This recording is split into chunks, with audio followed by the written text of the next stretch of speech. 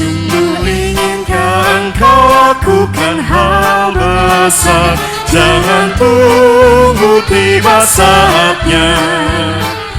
Kini tugasmu kerjakan dengan baik benar, jadilah suluh dunia, jadilah suluh dunia, jadilah suluh dunia. Mungkin ada yang terhibur karena sinarnya, jadilah suluh dunia.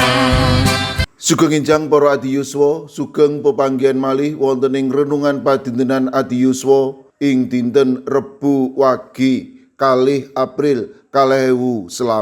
Sumangga dinten punika kita nampi jejer mudik mulih dhisik.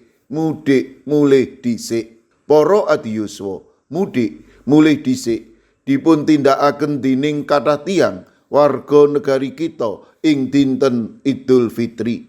Nalika mudik saged kepanggih anggotaning brayat lan sinten kemawon sarta saged nyarosaken lelampaning gesang kanthi kebak kabingahan.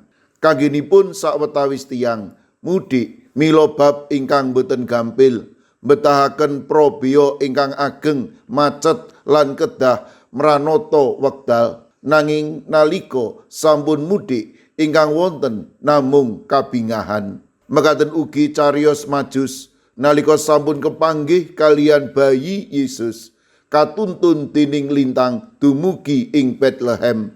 Pambudidayanipun Majus punika mboten gampil, mbetahaken wekdal probaya lan pitaken dhateng sinten kemawon kalebet dhateng Sang Prabu Herodes. Tamtu punika ngagetaken Herodes dalasan sinten kemawon. Herodes kaget lan boten nginten badhe wonten bayi ingkang jumeneng nata ing tembe wingkingipun. Herodes nggadahi niat awon milanipun ngendika amrih tiyang Majus paring laporan ing pundi dununging bayi punika. Nanging Gusti ngemutaken amrih Majus mudik kanthi margi ingkang benten. Matius 2 ayat 12 ngendika, sause mangkono sakrehning padha nampa wangsiting pangeran ing sakjroning pangimpen, supaya aja bali sowan ing ngarsane Sang Prabu Herodes. Mulane mulihe menyang tanahe padha metu ing dalan liyane. Karana katresnanipun dhateng bayi Yesus, para Majus kedah mudik kanthi margi ingkang benten lan tentu punika mboten gampil.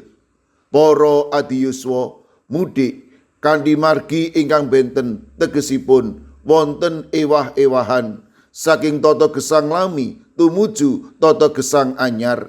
Mekaten ugi nalika mudik tamtu wonten bab ingkang anyar lan kedah nyingkur tata gesang lami. Lumantar mudik kita saged nyarosaken kados pundi pangreksanipun lan berkahipun Gusti ingkang sampun katampi. Malah kepara lumantar mudik kita saged ngraketaken talining sesambetan lan ngrembakakaken pasederekan. Sedaya punika saged kelampahan nalika kita imut bilih rawuhipun Gusti ing tata gesang kita numusaken ewah-ewahan. Sugeng mudik, Gusti berkahi panjenengan. Amin. Sumangga kita ndedonga. Matur nuwun Gusti, dinten punika paduka paring pepimut nalika kawula mudik, nalika kawula kepanggih kalian sinten kemawon, kawula ugi kaemutaken kados pundi berkah paduka ingkang sampun kawula raosaken ing tata gesang kawula. Berkah arupi paduka ingkang nuntun lampah kawula, paduka ingkang berkahi, paduka ingkang maringi menapa kemawon satemah lumantar mudik kawula paduka emutaken bilih berkah paduka matumpa-tumpa ing satata gesang kawula. Kawula pasrahaken sedherek kawula sinten kemawon ingkang dasak mangke nembe mudik, monggo paduka ingkang berkahi, paduka ingkang nganti malah kepara, paduka ingkang nuntun dumugi papan ingkang dipun tuju kanthi kebak kabingahan. Kawula pasrahaken para adiyuswa dalasan anak putu kawula ing pundiya papan kawula pitados menawi paduka badhe tansah ngreksa lan paring berkah wonten ing dinten-dintenipun. Kawula pasrahaken Deni Wahyu Widyastuti ingkang wedasa mangke nembe mondhok wonten ing griya sakit Panti Wiloso Citarum Semarang. Paduka ingkang reksa, paduka ingkang berkahi matemah Deni Wahyu Widyastuti menika inggal nampi wetahing kesarasan peparing paduka. Mirunggan kala pasrahaken Ibu Isti warga wilayah 3 GKJ Wonocatur ingkang udasa mangke nembe nandhang sakit kawula pitados menawi paduka badhe tansah paring kegiatan malah kepara bagas kesarasan. Kawula pasrahaken Ibu Karyumi lan Ibu Kusmini ing GKJ Purba, Ibu Indrayati ing Sulu. Kawula pasrahaken Ibu Sriti Astuti warga GKJ Tropodo Sidoarjo ingkang nembe nandhang sakit. Kawula pasrahaken Ibu Lini Sutopo GKJ Semarang Barat. Kawula pasrahaken sawetawis warga GKJ Magelang. Kawula pasrahaken Ibu Yulita Muryanti Joko, Bapak Budi Sutomo, Bapak Ibu Gatot, Ibu Suwadi, Bapak Mardiono, Ibu Marsudi, Ibu Sri Windardi lan Ibu Tulat. Kawula pasrahaken sawetawis sedherek kawula ingkang nembe nandhang sakit wonten ing GKJ Tuban, Bapak Yohanes Mudadi. Kawula pasrahaken ugi Ibu Nani Cahyono, Bapak Ibu Karyo, Bapak Ibu Toyo, Ibu Ngatini wonten ing GKJ Trangkil.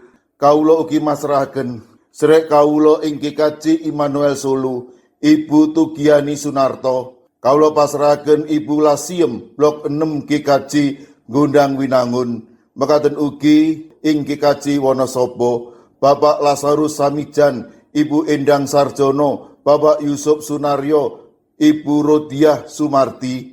Mekaten ugi Eyang Sarwito wonten ing GKJ Ngalian. Kawula ugi emut kalian Ibu Wahyono Ringinanom ing GKJ Plengkung. Mekaten ugi Ibu Sunarti ing GKJ Salaman. Ing GKJ Ungaran kawula masrahaken Ibu Sugito, Bapak Sembiring, Ibu Munarti, Bapak lan Ibu Tugiman, Ibu Surisno. Mekaten ugi kalau pasrahaken Ibu Tati wonten ing GKJ Immanuel Solo, Bapak Jatmiko ing Denpasar, Ibu Warsi ing Kemenjing, Ibu Apri wonten ing Canden. Kawula pasrahaken sedherek kawula ing GKJ Sragen, Bapak Ursito Riyadi, Ibu Sumiati, Bapak Suyanto. Mekaten ugi sedherek kawula Bapak Chandra Deni Saputra ing GKJ Karangdawa. Kawula ugi masrahaken Bapak Bambang Sugiri, Bapak Dalmin, Bapak Wisno ing GKJ Pugeran. Kawula pasrahaken Ibu Warsini dalasan putranipun Yohanes Haryadi ing Watu Sigar. Mekaten ugi ing GKJ Mijen, Bapak Budiono Arung Puji, Ibu Elizabeth Indarwati, Ibu Trikartono, Bapak Waryono, Bapak Moses Taji. Kawula pasrahaken Ibu Sukarni, Ibu Sutarwi, Bapak Daniel Agus ing GKJ Banyumanik. Mekaten ugi ing GKJ Tanon kawula pasrahaken Bapak Suhadi.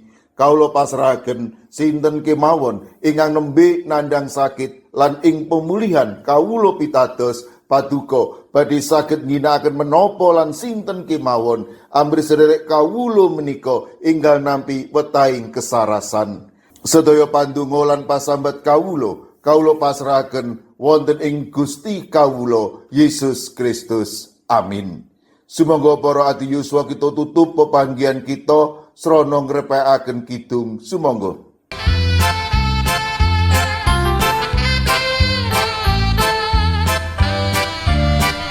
Sungguh inginkan kau lakukan hal besar, jangan tunggu tiba saatnya.